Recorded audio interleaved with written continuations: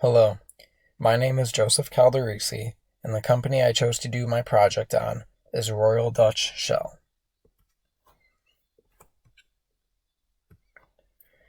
Shell's corporate is located in the Netherlands and has expanded over to 70 different countries, creating different headquarters across the world, many of which are based in the US. Shell's company policies are that it has a systemic approach to HSSE and SP management designed to ensure compliance with the law and to achieve continuous performance improvement. It sets targets for improvement and measures, appraises, and reports performance. It requires contractors to manage HSSE and SP in line with this policy, and requires joint ventures under its operational control to apply this policy, and uses its influence to promote it in its other ventures. Engages effectively with neighbors and impacted communities, and includes HSSE and SP performance in the appraisal of staff and rewards accordingly. Policy 1. One of the ways Shell has been staying true to their policies is that they expanded the tort law to climate change issues. The Dutch court had recently made a decision that the company needed to lower the CO2 emissions of the Shell Group by 45% by 2030. The reason for this is because the Dutch citizens have been suffering from health issues due to the CO2 levels. As a result, the company would fail to meet the health expectations for employees in the Dutch Civil Code. So by agreeing to make these changes, Shell has been staying true to their first policy, which is being in compliance with not only the law, but the health of others. Policy 1. Contradiction. Although the company eventually started fixing their problem with the CO2 levels, for many years this issue was not addressed, and they still advertised themselves with this policy. It wasn't until the Dutch court decided to get involved with the issue that they decided to do something about it. Granted, at the start of the company, they didn't have the technology to make sure that Dutch civilians were working in a healthy, safe environment. So for a while, they weren't able to look into the issues like these.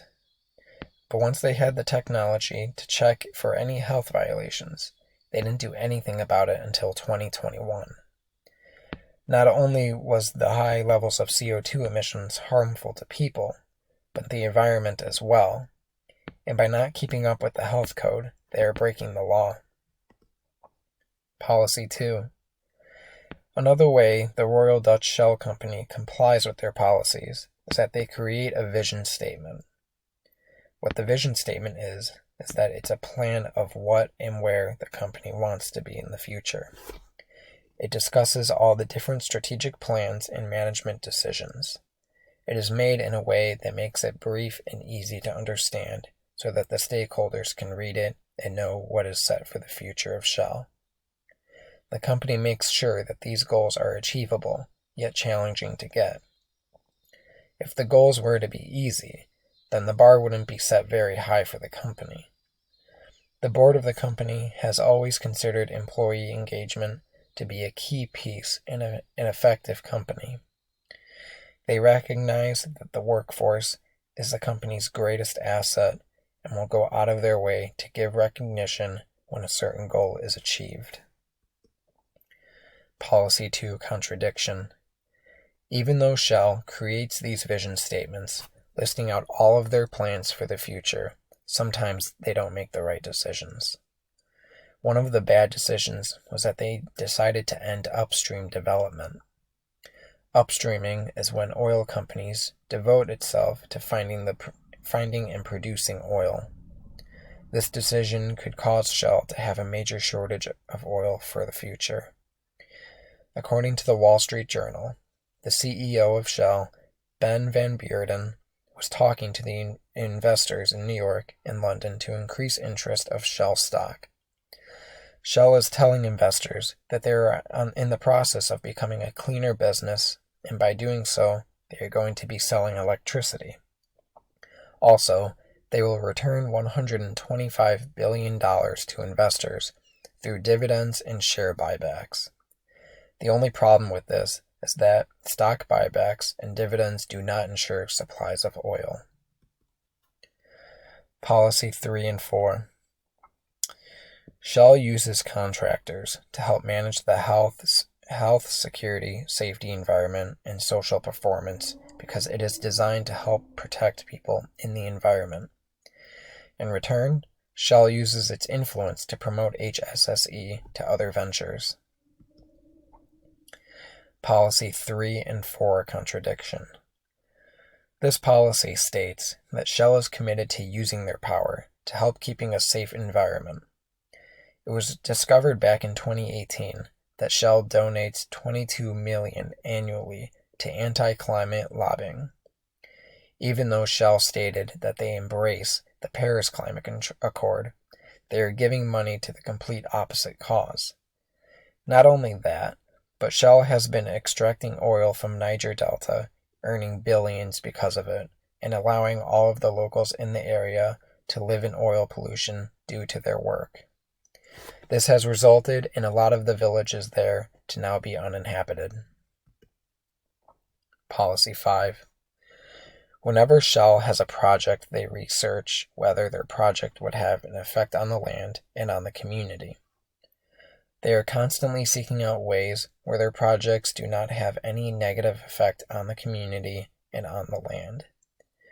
Not only that, but Shell helps create new jobs within a community, encourage local companies to be part of their supply chain, and give skill training. Shell is always asking the local communities where their priorities lie and their concerns so that there are no lines being crossed. Policy 5 Contradiction. Even though Shell is all about working with the local communities and helping one another out, there have been cases of the company being involved in money laundering in the United States in the year 2006. Even though financial crime was committed within the Shell community in the U.S., the company does not advocate for this type of behavior. The company itself is completely against this, but corruption still manages to find its way in. With the use of shell companies, foreign and domestic entities are able to move money around by wire, not needing to disclose your true identity, and not needing to state the purpose of the transaction. This makes it all too easy for corrupt managers to make illegal moves and not get noticed for a long time. Policy 6. The HSSE and SP is used because it helps employees develop behaviors that are critical to the job. When doing that, they capture the skills, knowledge, and behavior that is needed for the job. They are constantly tracking down when and why employees have been doing a good job and make sure they give an appraisal because of it. That way, the employees stay motivated to work longer and do a better job. Policy 6 Contradiction. Even though Shell usually does a pretty good job on giving employees appraisals, there are quite a few Shell managers out there who are not a huge fan of them. A questionnaire was given to the Shell companies in the UK and Pakistan. Many of the managers there stated that appraisals were necessary but unpopular, or that it is a continuous problematic process that is not liked by both managers and employees. If giving performance appraisals is part of their policy, then how can it be effective if the managers have a bad attitude towards it?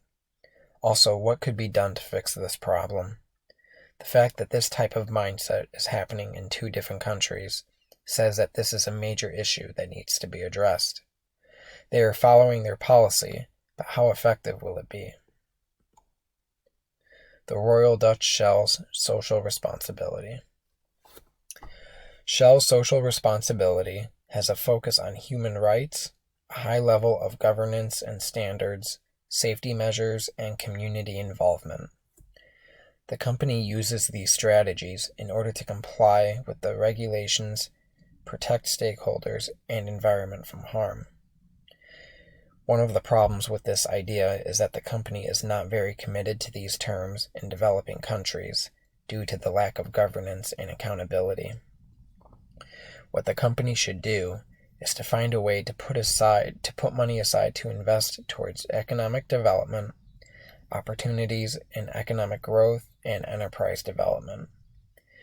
It is very challenging to maintain their social responsibility in several different countries at once because of the cultural differences.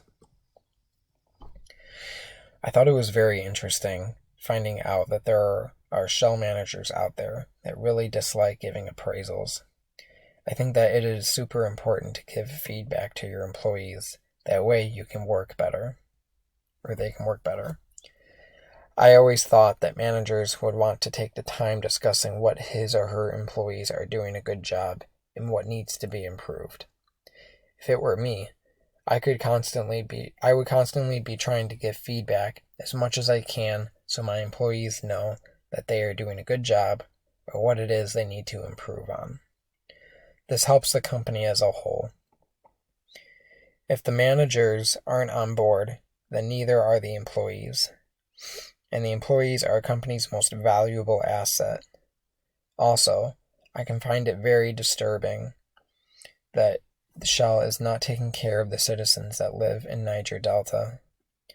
They need to do all they can to clean up that area, so it is much more viable to live in. In conclusion, Shell has a lot of mistakes on its track record, some of which can still be fixed, such as the situation in Niger Delta.